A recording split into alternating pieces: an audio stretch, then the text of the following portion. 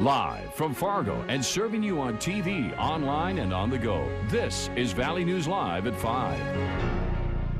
In the trial of a teacher accused of having a sexual relationship with his student, nearly 100 phone calls were made between the West Fargo teacher's cell phone and the student's cell phone over a 3-month period.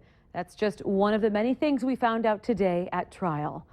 Thanks for joining us tonight. The third day of the Aaron Knodel trial just wrapped up. Today, the prosecution finished up its case by calling several of the alleged victims' friends to the stand. A criminal intelligence analyst, Lisa Gamer, presented the phone logs between Knodel and the alleged victim. Gamer presented a call chart that showed 93 calls were made to each other, totaling more than 2,100 minutes from January to March in 2009. That's the total number of minutes through. How many minutes were there in January? In January, 507 minutes.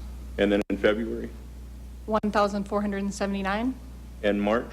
155 minutes. Now, to put those minutes in perspective, in February alone, the two allegedly spoke on the phone for more than 24 hours. 46 of those calls were made by Knodel and 47 by the alleged victim. Today's testimony focused on those who may have been able to observe Knodel in a school setting. Coming up at 6 o'clock, hear how fellow teachers and former students who took the stand today. Well, today, Minnesota's Governor Mark Dayton declared a state of emergency over avian flu outbreak that's killed millions of birds in the state's poultry industry. Now, the governor's order activates an emergency operations plan to support the state's response to this epidemic. Some are concerned about the safety of their bicycles after hearing about a major recall. Yesterday, we told you about a bike causing spine and nerve damage. The company Civia is recalling about 1,000 bikes with a fender problem. Tonight, 1 million more are being recalled. This time, it's Trek bikes. One rider got paralyzed after a problem with a lever on the front wheel. Others suffered face and wrist injuries. Now, the bikes, Trek bikes, are from 2000 to 2015. If you have one of the bikes, the Wisconsin-based company will fix it free of charge. But the injuries have many people wondering, could something go wrong while you're out riding? Valley News Team's crime and safety reporter Nicole Johnson shows us how to buy the right bike. This bike was made in the 60s, so that puts it at about 55 or 60 years old. Dan Dillon just got the yearly checkup on his wife's bike. The air tends to go out over the winter, and yeah, you don't want to let something go. He claims good maintenance is the reason it's still around, and experts agree. You know, when it's a safety hazard, you want to make sure that it is something you take care of. Big Mike at Paramount Sports says recalls happen on bikes just like on cars. And I think that the easiest way that those things could have happened with that recall is people not maintaining their bicycles, you know, not paying attention. So if you're looking to buy a bike, Big Mike says brands aren't as important as making sure it's been put together properly. I'll honestly say that a department store bicycle, a lot of times you do have to worry about the way that it was assembled. Like if you buy a bike from a professional bike shop, you end up having people that work on these all the time putting together your bicycle. Even if your bike seems fine, he says bring it in for a checkup once a year. Typically, they can catch problems before you get hurt. If you take it out for a test ride, if you look at it,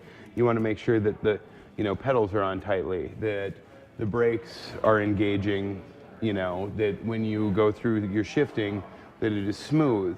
For Dillon, next time he's in the market to buy a new bike. Got to be careful, I think, if you buy a used bike. That can be the trickiest. I'd go to a dealer, Nicole Johnson, Valley News Live. Now, if you want to learn more about the recall, we have more information on our website, as well as more advice on how to buy the right bike. Just log on to valleynewslive.com and click on the hot button. Well, the wind has finally died down out there for some nice bike riding, and what a beautiful day it's ended up to be. Let's go to Hutch to see how the rest of this spring night's going to play out. Hutch? Well, rather than having winds gusting to 35 or even 45 miles per hour, it's been quite pleasant to have winds under 10 miles per hour for most of the region. The wind direction is subtly changing, becoming a little more southerly as we head into the evening hours. And as we see, the sky went from crystal clear to cloudy. We have some rain showers moving through the central Dakotas, just now pushing into Stutsman County. So a few sprinkles are possible, although our air is extremely dry. It might take quite some time before we'll have a chance of sprinkles. So we get through the evening in the Fargo-Moorhead area and most of the viewing area without having too much of a risk of any rain as temperatures fall quickly into the 40s. Now, overnight, that rain moves in. For some, it'll mix with snow. I'll have details in your hour-by-hour forecast and what you can expect coming up here in just a few moments. There's always something out there, isn't there? That keeps me out of trouble. It does. All right, thank you, Hutch. Well, a Crookston man is in jail after threatening to kill a transgender female. 24-year-old Tony Laird faces a felony charge of terroristic threats. He allegedly said he had guns and knives and would slash the throat of the victim. Laird was already on parole for convictions in Iowa of carrying weapons and causing injury to another person. Tonight, a national expert on terrorism is speaking at UND. What Van Hip has to say about our terror threat here at home may actually surprise you. Valley News Team's Neil Carlson shows us what one expert's saying our biggest threat is and how to fix it. The bombs went off. 197 people were killed. We've all seen the terrible images of terrorism, bombings, beheadings, and more. However, terrorism expert Van Hip says our country's biggest concern should be focused on cyber attacks. He says cyber attacks could delete your family's finances and bring the entire country's financial system to its knees. Our very best cybersecurity experts in America say that we need between 20 and 30,000 real cybersecurity experts to be able to thwart the worst kinds of cyber attacks on this country and on our government and our companies. And HIP has a plan to put a whole new generation of college students on the front lines of that cyber war. So I call for a massive recruitment campaign, and I also call for the establishment of national security scholarships for our very best and brightest computer science and data security majors on our colleges and universities. HIP is the author of the new terrorism and has spoken as an expert on numerous national news programs. In Grand Forks, Neil Carlson, Valley News Live. If you'd like to learn more about all of this, HIP is giving a free public lecture at 6 o'clock tonight at UND's Center for Innovation. You'll also be able to purchase a signed copy of his book, and 100% of those proceeds will go toward funding scholarships for children of fallen guardsmen. Fire destroyed an abandoned house near Yulin late this morning. It started as a controlled burn that simply just got out of control. The fire actually jumped the road and got into tall grass surrounding the house. Firefighters worked a couple of hours to contain it. No one was injured. Another fire to the northwest near Borup was a controlled burn of a wildlife area. It produced a lot of smoke but remained in hand. Burning permits are required in Clay, Wilkin, Norman, and Polk counties, where, for the most part, the threat of wildfires remains moderate. But in North Dakota, a statewide burn ban does remain effective in this month. Well, you lock your house, your car, and your garage, keeping yourself and your belongings safe. But what if someone could still walk in your front door with everything locked? New technology available right here in the Valley could make lock-picking obsolete. Coming up on Valley News Live, 10 at 10 tonight, we're investigating how it could be making breaking into your home easier. Tune in tonight on 10 at 10 with crime and safety reporter Nicole Johnson. Honors today for a man, the gifts that he brought and the gifts that he left to help others. That today at MSUM's library. Charles Magel founded the school's philosophy department back in 1963. He also is credited with playing a major role in building the library on campus and improving the library system throughout the state college and university system. Today, the university unveiled a plaque in his honor. Magel, who died last year, also left the school $800,000 for scholarships.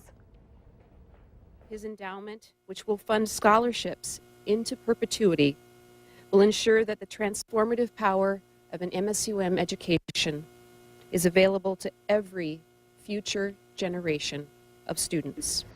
President Blacker says that there are few people who have had a greater impact on the school than Magel through his leadership and his generosity.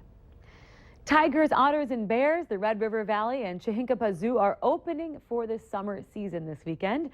The Chihinkapa Zoo is going to open at 10 a.m. on Saturday, and zookeepers say they're ready for kids and families. They have animals from 6 continents and these little guys, as well as classes for kids this summer. And many days, keepers will show their animal training.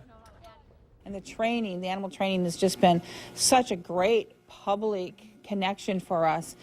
People really like to participate in watching that, and they'll call us and say, what time's that bear training today? because that's what I want to come just to see that today. And then tomorrow I want to come back and I want to see this. So it's so good. We're having such a good response.